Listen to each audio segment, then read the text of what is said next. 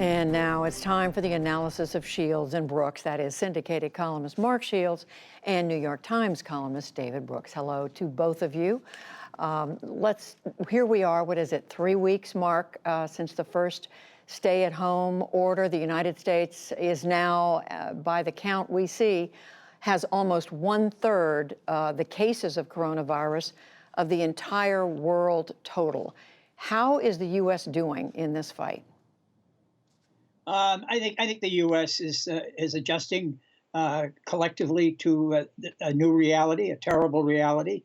As Herodotus said several thousand years ago, character is destiny. We're seeing character. We're seeing leadership. We're seeing society's heroes change from investment bankers and leverage buyout artists. All of a sudden, people stop and applaud hospital workers and nurses and doctors and firefighters and emergency people. That's a change. It's a recognition of the importance of what people. It's a recognition of what grocery store workers do to keep our country going. The sacrifices that so many people are making are truly breathtaking and admirable. And I think that to me has been the signal characteristic. And David, how would you say the country's doing, both at the federal level and at the state level? I'd say we're hanging in there. You don't get a sense of great competence and expertise at the federal level. You do get a little more of that at the state level. The deaths are mounting. The economy is really crashing down around us. I'm focused on mental health these days. I asked 6,000 of my New York Times readers to write to me about how their mental health was doing. And I was gutted by their responses. People are really hurting. There are three groups in particular. Young people just feeling their hopes and dreams are dashed. And there's a sense of hopelessness, not eating, not sleeping, crying on the sofa. Senior citizens also very badly hit, especially widows and widowers, just that sense of just crushing isolation. And then those with mental health problems, or those who already had mental health problems, who are now seeing these relapses. And so there's another curve, a mental health curve. And yet I think America is still hanging together. Faith in our institutions is pretty good. There's nobody rioting in the streets. There's nobody looting. There's nobody saying we've got to do anything but what we've got to do, which is just hunker down. And Mark, do you see the scaffolding in place, the infrastructure, whatever you want to call it, the support systems in place to help people at this moment? No, Judy, I think, ironically, it's Bernie Sanders' moment after that interview. I mean, if anything has laid bare the income inequality, the economic inequality and disparity in this country, beginning with healthcare. 10 million people, I don't know how many million of them have lost their health care in the last 3 weeks. But what Bernie Sanders talked about is laid bare before us right now. I will say following up David's point about a confidence growing, it is, but it's growing in an interesting way in governors, in mayors, in local government, less so in the federal government. Less so in the president. That the president confidence in the president is not. And I think it's fascinating that governors who have daily television shows have done very well. Mike DeWine in Ohio is at 80% approval. Chris Sununu, a New Hampshire Republican, is at 73%, with 61% of Democrats rating him favorably. Donald Trump is not. Why? Very simply because his daily doses, his substitute for his rallies, are full of self-pity, full of invective, full of put-downs of those around him, of complaints that he's not getting the appreciation and attention that he should get. And contrast that with the governors who are providing empathy, direction, information, encouragement, and facts. And I really think there's a distinct difference, and people see it. And David, what's your assessment of the president? He is holding these daily briefings, which sometimes run 2.5 hours. And now he is talking about announcing next week what he's calling get back to an opening up commission, open the country up council, if you will. Is this what the country needs to hear at this point? I think it is, actually. We need to know what phase two is. We know we're going to hunker down for a while. We got to know what the world is going to look like when we come out of this. And there are no good plans out there. The plans that are circulating, there are a lot of private plans. They tend to focus on massive amounts of testing, way more tests than we have right now. And then tracing, where you have an app on your phone and somebody, the government, I don't know who, Bill Gates, would track where you go, who you came into contact with, and if you contacted somebody with the virus, then they would let you know, and you'd self-isolate. That kind of pulling out of this is incredibly daunting, but it's something we're going to have to figure out as we slowly emerge from this. And so I'm glad the president's setting up this committee. The problem is, as I've been told, is that everybody on that committee has to be 100% loyal. And so if you said anything nasty about Donald Trump, you don't qualify for the committee.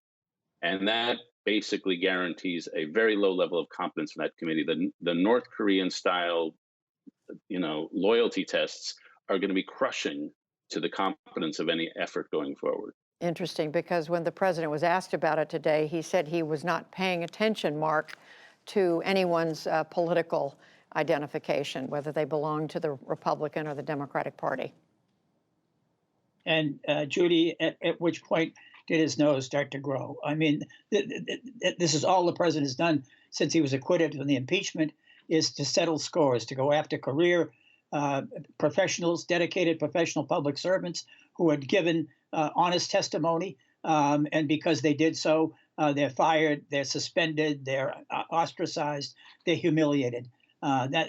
We have a loyalty administration at this point, and that's one reason, Judy, why the next deal with Congress, it becomes almost impossible.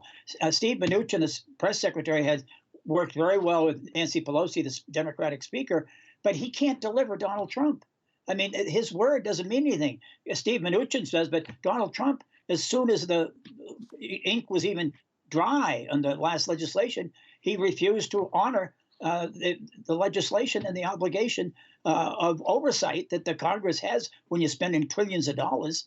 So, I mean, I really think that we're in a grave situation in terms of leadership. One other thing I want to ask you about that involving the president, David, and that is his firing over the past week of 2 inspectors general, and one over the intelligence community, the other one at the Pentagon, overseeing how this money is being spent to fight the pandemic. What do we learn from that?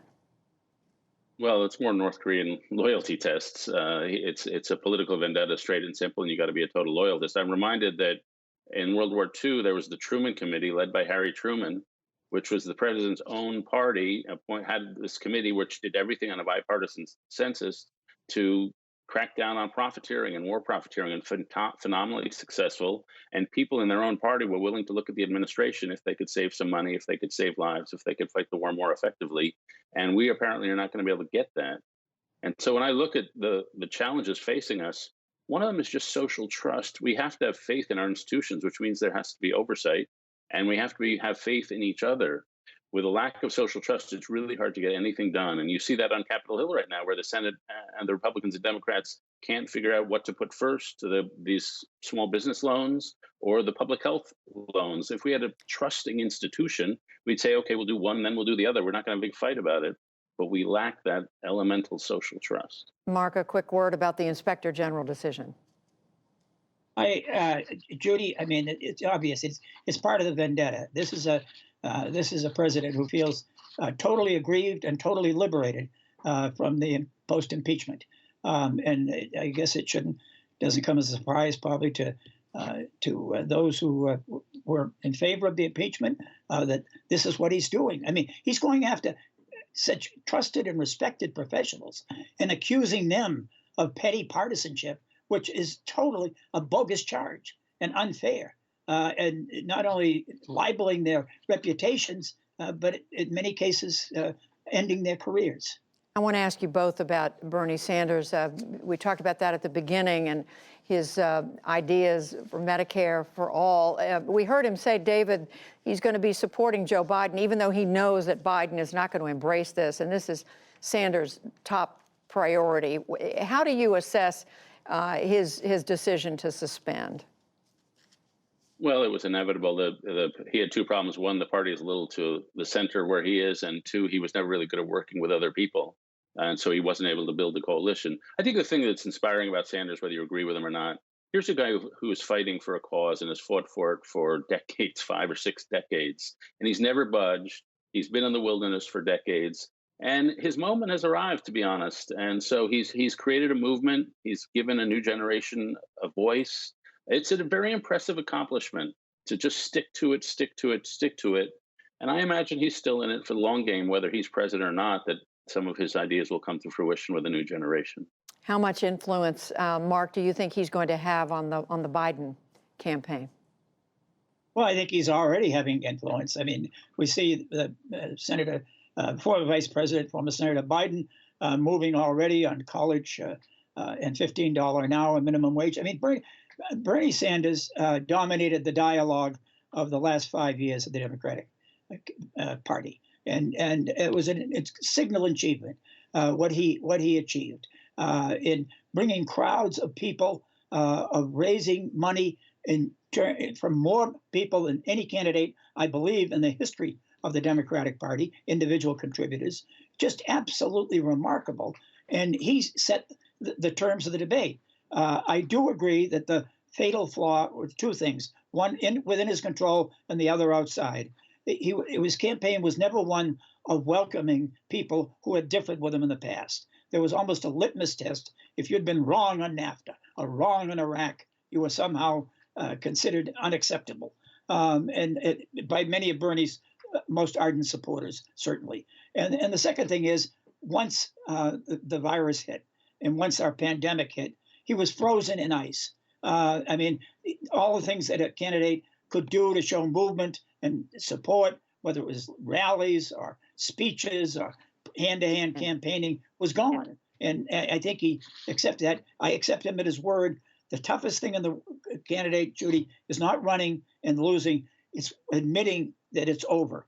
And I think Joe Biden is showing great sensitivity by giving him both praise and time to heal. Well, we appreciate both of you tonight. Mark Shields, David Brooks, thank you. And please stay safe, both of you.